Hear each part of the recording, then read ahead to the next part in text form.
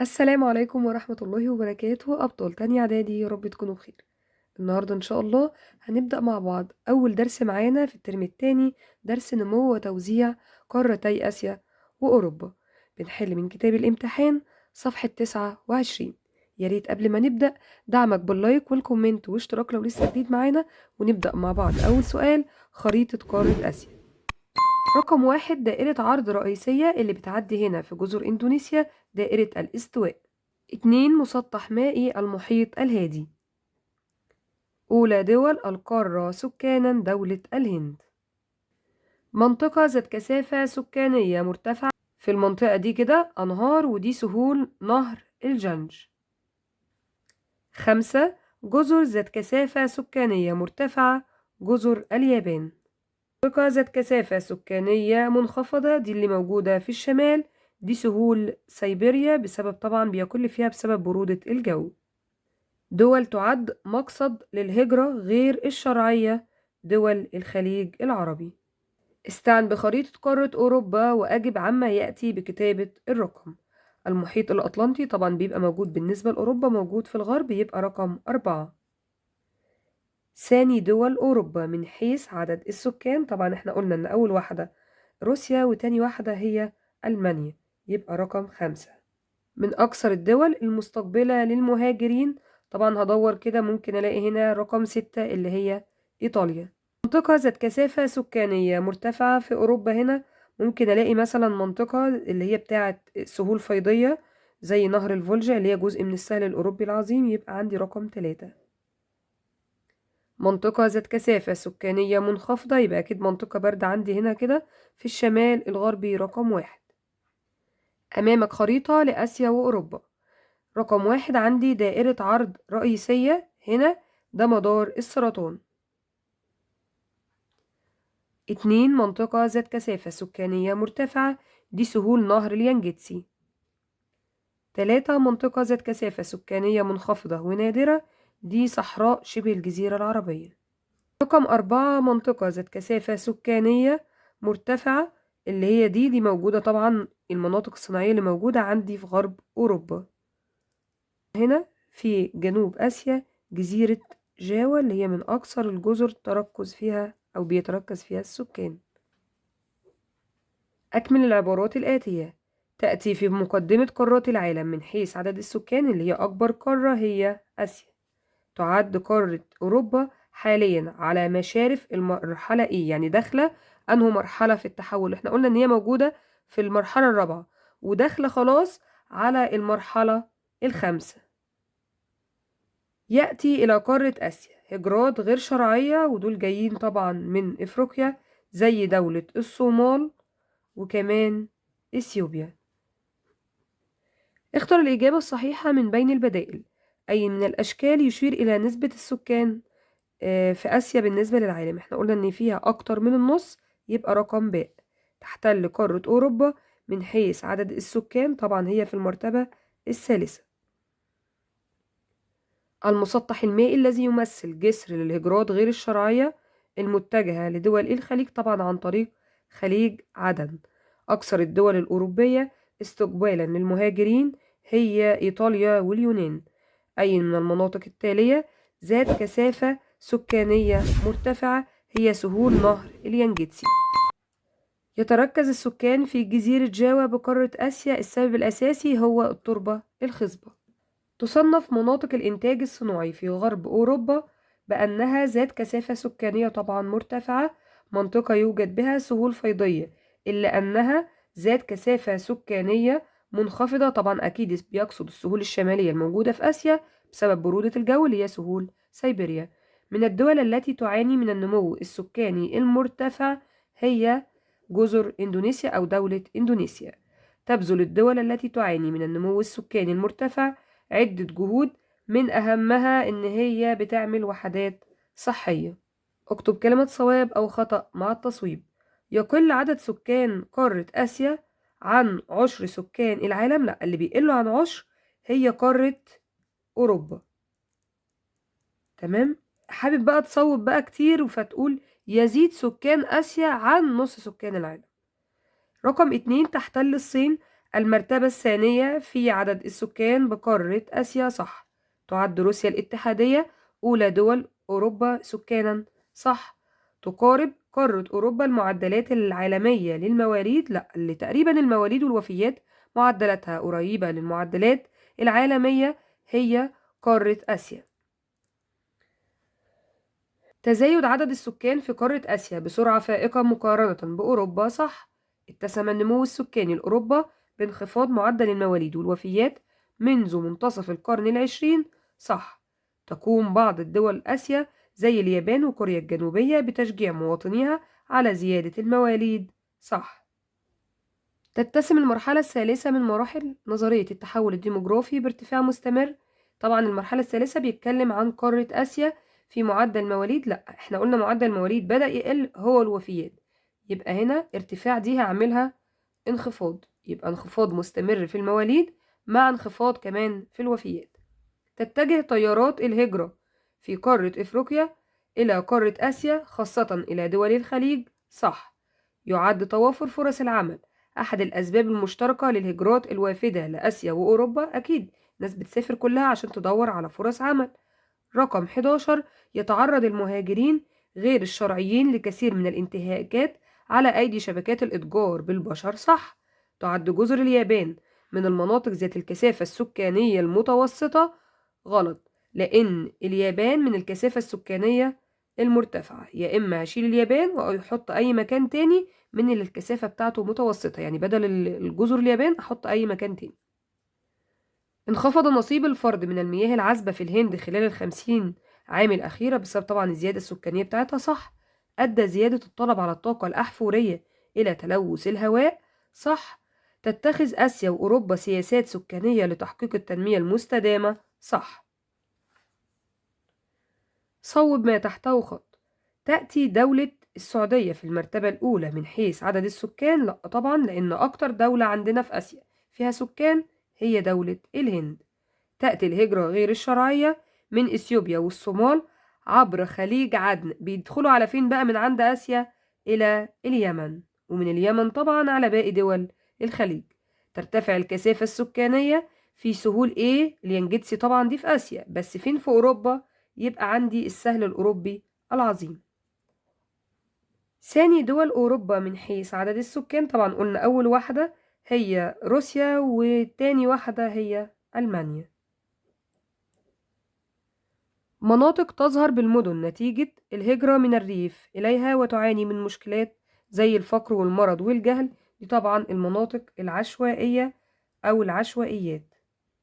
إحدى مصادر الطاقة وينتج عن التوسع في استخدامها انبعاثات الغازات الدفيئة اللي طبعا بتؤدي للتغير المناخي هي الطاقة الأحفورية. العمر الذي يسمح فيه للعامل بإنهاء خدمته الوظيفية وغالبا لا يقل عن 60 عام، ويبدأ فيها استحقاق المعاش وفقا لقوانين العمل، ده سن التقاعد. بما تفسر استمرار انخفاض معدل المواليد في أوروبا في الآونة الأخيرة عن المعدل العالمي، ده بسبب تأخر سن الزواج، كمان ارتفاع مستويات التعليم، 3 زيادة مشاركة المرأة في سوق العمل، 4 تفضيل الأسرة صغيرة العدد. رقم 2 تزايد عدد السكان في آسيا بسرعة أكبر من أوروبا. طبعا كده هتكلم عن الزيادة اللي موجودة في آسيا وبالنسبة لأوروبا، يبقى هقول بسبب ارتفاع معدل الزيادة الطبيعية في قارة آسيا، بينما قارة أوروبا تعاني من معدل الزيادة الطبيعية بالسالب. رقم 3 أصبح معدل الزيادة الطبيعية في أوروبا بالسالب، ليه بقى؟ السبب طبعا إن أنا بدأ يرتفع عندي معدل الوفيات عن معدل المواليد.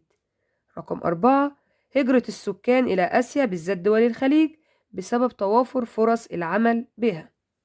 5 تعد قارة أوروبا جاذبة للمهاجرين من مختلف دول العالم بسبب توافر فرص العمل وعوامل الأمن للاجئين وفرص تعليمية وبحثية.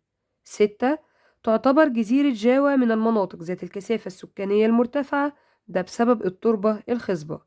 7 يقل عدد السكان في سهول سيبيريا بسبب شدة البرودة وكمان التربة المتجمدة طول العام وصعوبة المواصلات. 8 قلة عدد السكان في بعض المناطق الجبلية والهضبية في آسيا وأوروبا بسبب التضاريس الوعرة والتربة الفقيرة.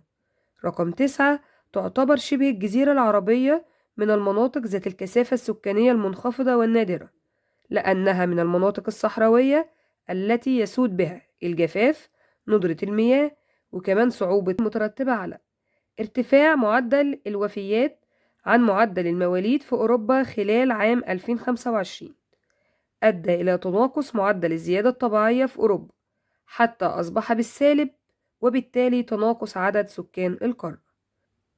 2، وقوع شبه جزيرة اسكندنافيا بشمال أوروبا بالنسبة للتوزيع السكاني، حيث أدى إلى أن أصبحت من المناطق ذات الكثافة السكانية المنخفضة بسبب أو نتيجة انخفاض درجة الحرارة أو البرودة فيها. 3، انخفاض معدل المواليد وزيادة عدد كبار السن في آسيا وأوروبا أدى ذلك إلى التهديد بتقلص عدد السكان في سن العمل، وبالتالي التأثير سلبا على معدلات الإنتاج والتنمية الاقتصادية. التوسع العمراني للسكان على حساب مساحات الغابات والمراعي في آسيا أدى إلى تدمير الموائل الطبيعية، العديد من الأنواع النباتية والحيوانية، وكمان تهديد التنوع البيولوجي. 5، زيادة تيارات الهجرة الداخلية في دول آسيا أدى إلى الضغط على البنية التحتية، وكمان ظهور العشوائيات بما تتضمنه من مشكلات زي الفقر والمرض وكمان الجهل. دلل على صحة كل عبارة. تؤثر الهجرة بشكل كبير في النمو السكاني بقارة أوروبا، حيث أن الهجرة الوافدة لأوروبا تعوض تناقص عدد السكان الناتج عن انخفاض المواليد وارتفاع طبعا الوفيات.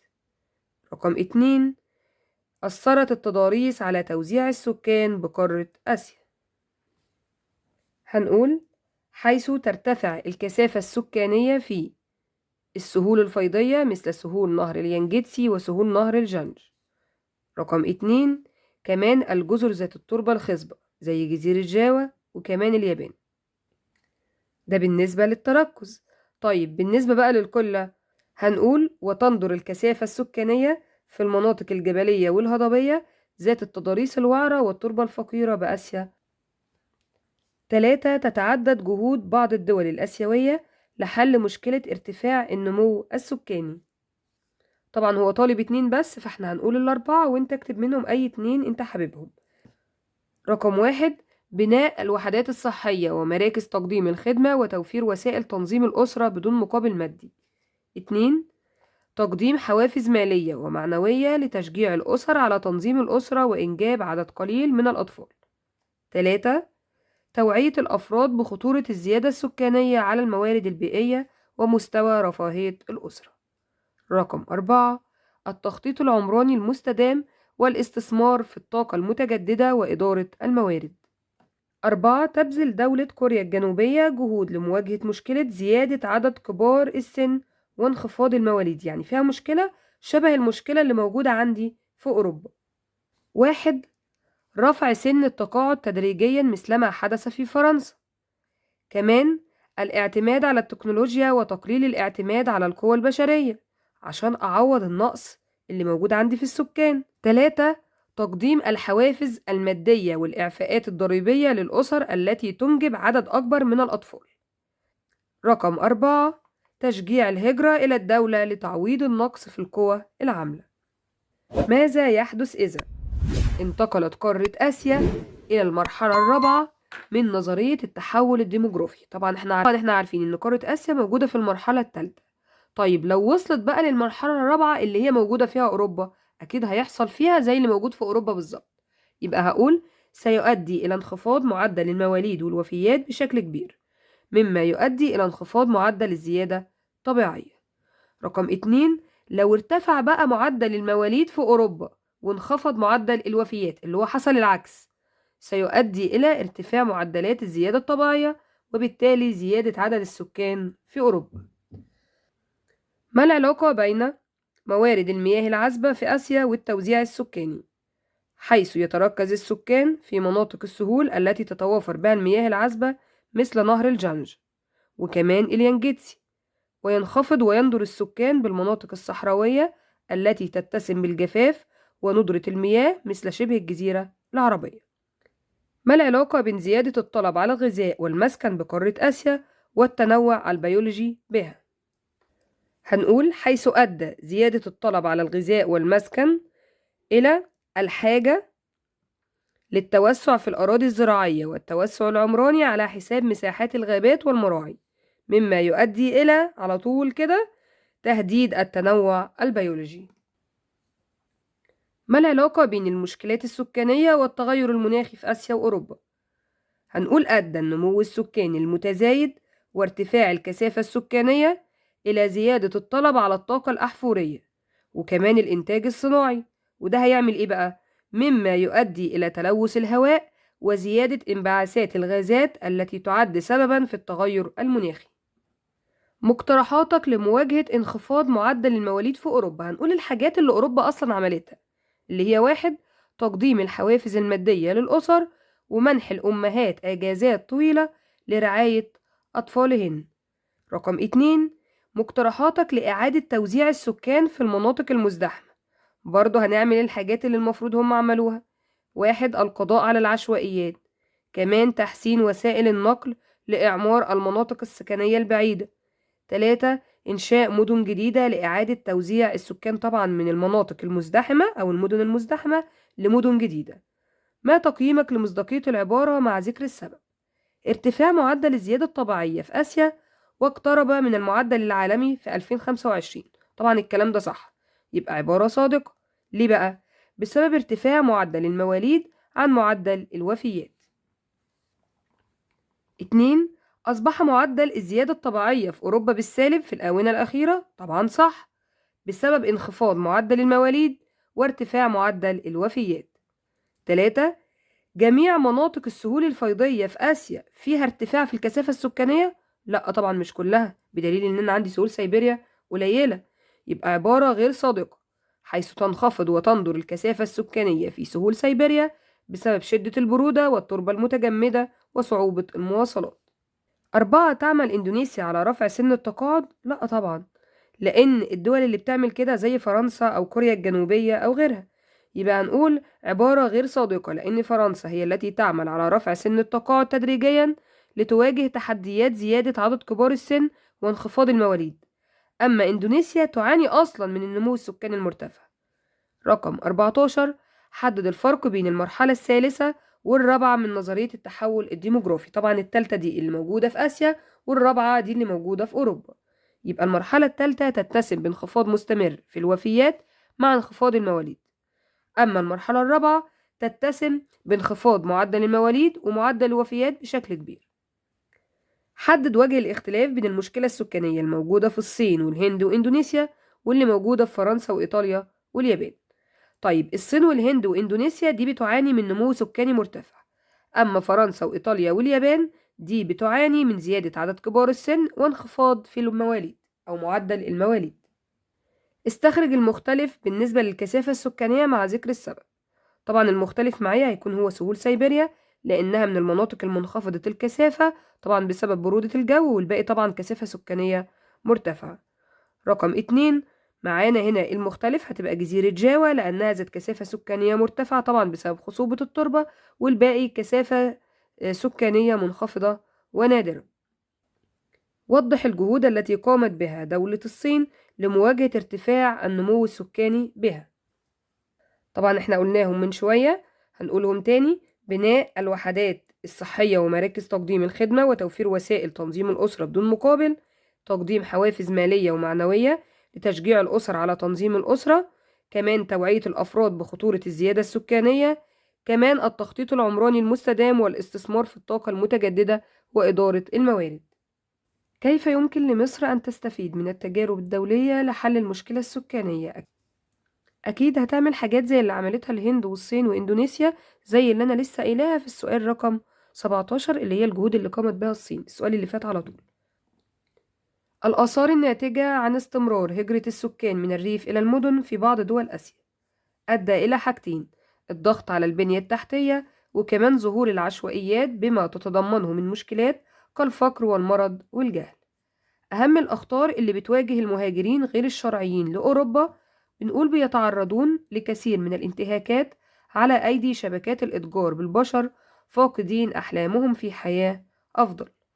معانا كده رسم بياني بيقولك الفرق بين عدد السكان في آسيا وأوروبا سنة 2025 اللي هم دول. هنطرح طبعا 4.8 و74 نطرحهم من بعض هيطلعوا تقريبا 4 وحاجة بسيطة يعني. النتائج المترتبة على ارتفاع معدل النمو السكاني في آسيا: زيادة الطلب على المياه العذبة وكمان استنزاف المياه الجوفية، كمان زيادة الطلب على السكن والغذاء، زيادة تيارات الهجرة الداخلية، كمان زيادة الطلب على الطاقة الأحفورية. أسئلة التميز بيقولك هناك عدة مسطحات مائية تشرف عليها آسيا وأوروبا، وارتبط ذكرها بوجود الهجرات غير الشرعية. المسطحات بقى اللي هتروح لآسيا وأوروبا منها الهجرات غير الشرعية. أول حاجة عندي لو أوروبا هيبقى البحر المتوسط، ولو آسيا هيبقى خليج عدن. بيقولك حدد اتجاهات الهجرة غير الشرعية اللي بتستخدم المسطحات دي. بيقولك لو آسيا بيجيلها من إفريقيا، من إثيوبيا والصومال عن طريق خليج عدن، ولو أوروبا برضو بيجيلها من إفريقيا وآسيا عن طريق البحر المتوسط. الدولة اللي بتعد محطة انتظار للهجرات غير الشرعية اللي هيروحوا لآسيا طبعا في اليمن، اللي هي المهاجرين اللي من إثيوبيا والصومال بيروحوا على اليمن ومنها بقى يكملوا على باقي الدول في آسيا. توقع الأثر السلبي للهجرات غير الشرعية على الدول المستقبلة. بيحصل لها إيه؟ أول حاجة ممكن يحصل عندي انتقال للأوبئة والأمراض، كمان بيعمل ضغط عندي على البنية التحتية والخدمات، وكمان بيزود نسبة الذكور في الدولة. إزاي؟ لأن معظم الناس اللي بتهاجر دي كلهم ذكور طبعا مش إناث، فده بيزود لي عدد الذكور عن الإناث. استعن بالخريطة التي أمامك في اختيار الإجابة. معظم المناطق التي تمر بها المنطقة القطبية الشمالية أو الدائرة القطبية الشمالية في آسيا، طبعا دي بسبب برودة الجو وطبعا تجمد التربة هتبقى منخفضة ونادرة. أكبر دولتين في قارة آسيا طبعا اللي هي مين؟ اللي هي الهند والصين، يبقى موجودين ناحية تحت، تمام، اللي هو في الجنوب، وناحية طبعا إيدنا اليمين اللي في الشرق، يبقى الجنوبية والشرقية. أكثر الجهات الأوروبية استقبالا للهجرات غير القانونية في أوروبا، يبقى أكيد هم بيروحوا منين؟ بيروحوا عن طريق البحر المتوسط، يبقى من الجهة الجنوبية. من المناطق ذات الكثافة السكانية المرتفعة فأكبر دول العالم، أكبر دول العالم اللي هي الهند، والهند عندها نهر مين؟ نهر الجانج. من المناطق منخفضة الكثافة بأكبر دول أوروبا من حيث عدد السكان اللي هي مين؟ اللي هي روسيا. روسيا فيها من الشمال عندي سهول سيبيريا. وبكده نبقى خلصنا حل تدريبات الدرس الأول. لو لك أي سؤال سيبهولي في الكومنتات، ما تنساش دعمك باللايك والكومنت واشتراك لو لسه جديد معانا، واشوفكم على خير.